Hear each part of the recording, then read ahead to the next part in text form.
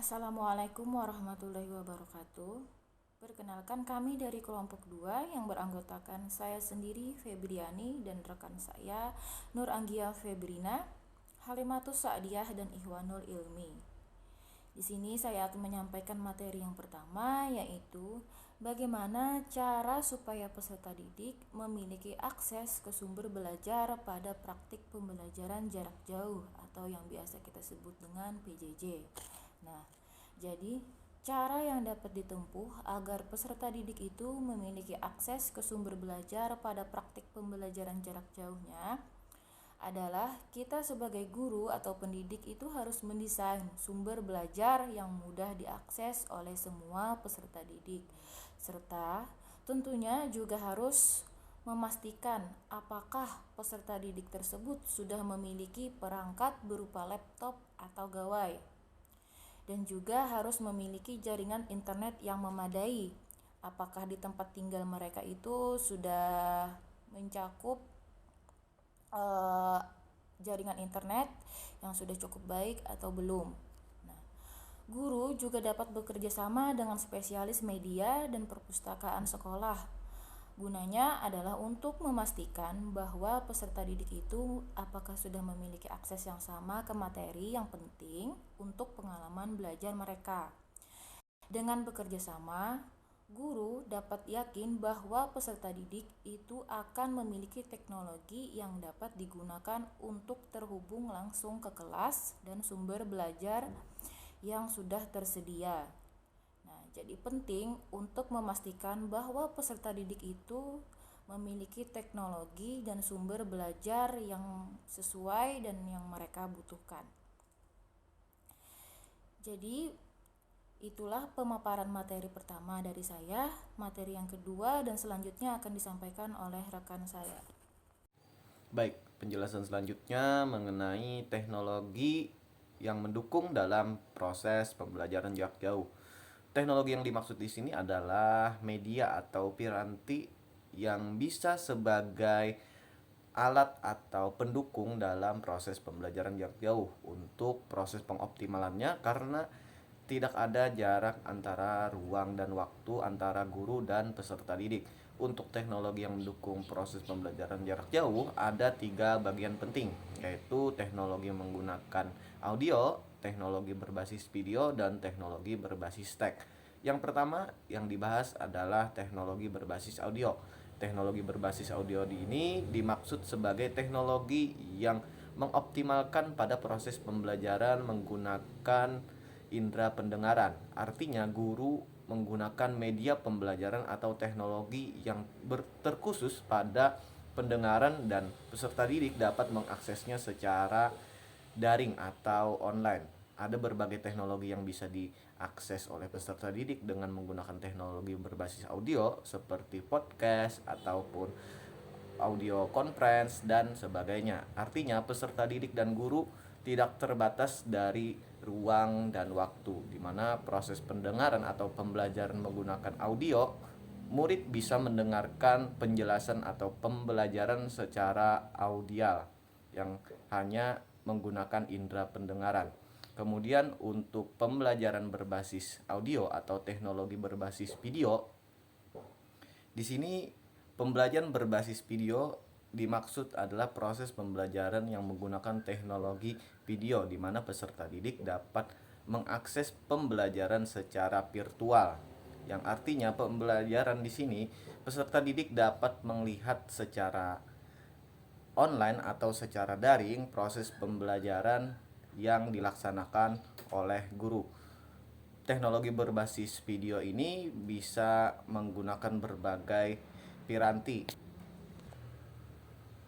Piranti yang dimaksud di sini adalah teknologi yang bisa mengakses video pembelajaran seperti video conference ataupun video pembelajaran dan sebagainya, yang artinya peserta didik secara bebas dapat melihat secara nyata video pembelajaran ataupun bahan-bahan ajar yang dituangkan dalam video yang dapat diaksesnya secara daring atau secara jarak jauh. Guru di sini menyediakan media-media atau bahan ajar secara video yang dapat diakses murid secara daring. Artinya pembelajaran di sini tidak hanya sebatas audio saja, tetapi juga mendapatkan pembelajaran secara visual. Yang terakhir ada teknologi berbasis teks. Teknologi berbasis teks ini dapat kita akses di mana saja dan kapan saja pada proses pembelajaran jarak jauh.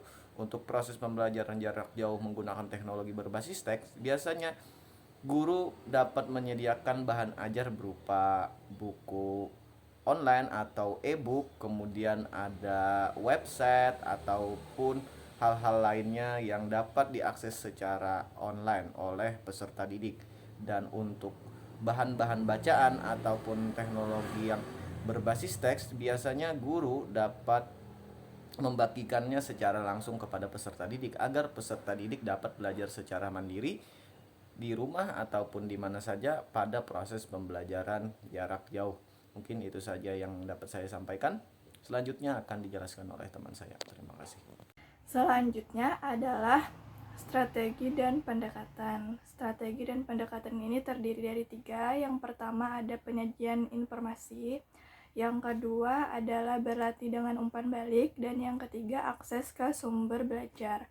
Pada bagian pertama, yaitu penyajian informasi, bisa berupa presentasi dan demonstrasi dari guru, seperti video yang disiapkan tentang cara menyelesaikan tugas tertentu yang dapat dilihat oleh peserta didik. Kedua, presentasi peserta didik atau kerja kelompok kecil untuk memecahkan soal yang diberikan oleh guru. Yang ketiga, sumber belajar di kelas, misalnya satu set artikel yang disimpan secara digital dalam perpustakaan sekolah.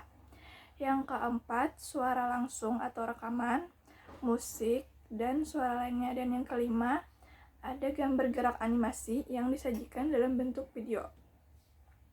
Bagian kedua, yaitu berlatih dengan umpan balik, bisa diisi dengan kegiatan tanya jawab yang dilakukan selama atau setelah pelajaran. Yang kedua, kegiatan diskusi selama kelas atau sebagai pekerjaan rumah. Guru bisa mengajak peserta didik untuk saling berdiskusi mengenai topik yang menarik dan memungkinkan peserta didik untuk mendapat informasi tambahan. Yang ketiga, ada pengujian. Tes dapat membantu peserta didik untuk mengenali area kekurangan mereka dalam memahami suatu materi. Yang keempat adalah kegiatan kelompok terstruktur, misalnya bermain peran. Nah, kemudian ada yang ketiga, yaitu akses ke sumber belajar. Akses ke sumber belajar ini bisa berupa bahan teks, misalnya buku teks, bacaan tambahan, dan lembar kerja. Yang kedua, materi audiovisual, misalnya DVD, video, dan sumber online. Bisa juga berupa podcast. Yang ketiga, sumber belajar online, misalnya untuk pencarian online. Guru dapat menemukan cukup banyak materi online untuk digunakan oleh peserta didik. Terakhir, bahan pustaka, misalnya dokumen sumber asli. Selain itu juga ada sumber belajar dari Kemendikbudristek yang menyediakan banyak informasi dari sejumlah lembaga publik yang dapat diakses secara gratis atau tanpa biaya. Selanjutnya adalah keuntungan pembelajaran jarak jauh. Yang pertama adalah berbagai media. Pembelajaran jarak jauh adalah sarana serbaguna untuk menyampaikan informasi kepada peserta didik di seluruh dunia dengan berbagai media, termasuk teks, audio, grafik, animasi, video, dan perangkat lunak yang dapat diunduh. Yang kedua adalah informasi terkini. Sampai saat ini, peserta didik terbatas pada sumber daya di gedung sekolah. Namun sekarang, dengan kemampuan untuk terhubung ke sumber daya di komunikasi dan di seluruh dunia, peserta didik dapat mengakses informasi terkini. Yang ketiga adalah pertukaran ide. Peserta didik dapat terlibat dalam percakapan dengan para ahli di bidang studi tertentu, pembicara khusus yang dapat menambah diskusi kelas atau menyediakan akses ke bidang studi, membantu peserta didik memajukan pembelajaran mereka. Yang keempat adalah komunikasi yang nyaman. Peserta didik di berbagai lokasi dapat berbagi ide. Mereka dapat berbicara satu sama lain pada waktu yang berbeda dan merespon sesuai keinginan mereka sendiri. Yang kelima adalah interaktif. Semua peserta didik mendapatkan pesan yang sama dan interaktivitas yang sama dalam berbicara dengan guru atau peserta didik lainnya. Selain itu, juga ada keterbatasan pembelajaran jarak jauh. Yang pertama adalah materi yang tidak sesuai.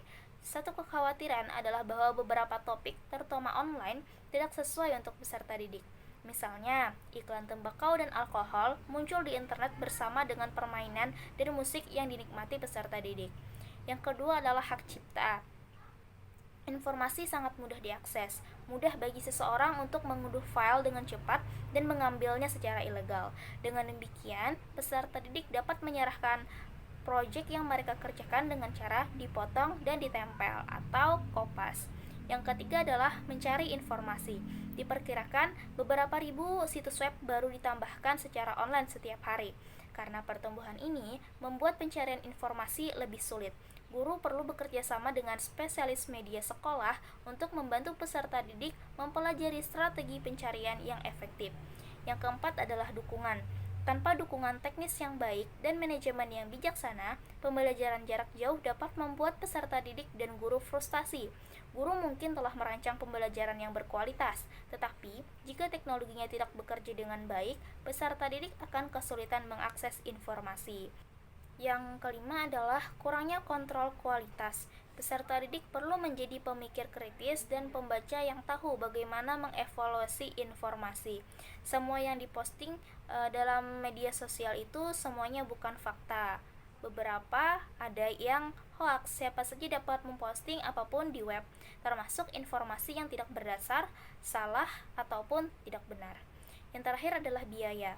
Sangat mahal untuk membangun program pembelajaran jarak jauh yang berkualitas. Untuk peserta didik, banyak biaya untuk akses internet, seperti pembelian kuota, perangkat pembelajaran yang digunakan seperti laptop ataupun gawai.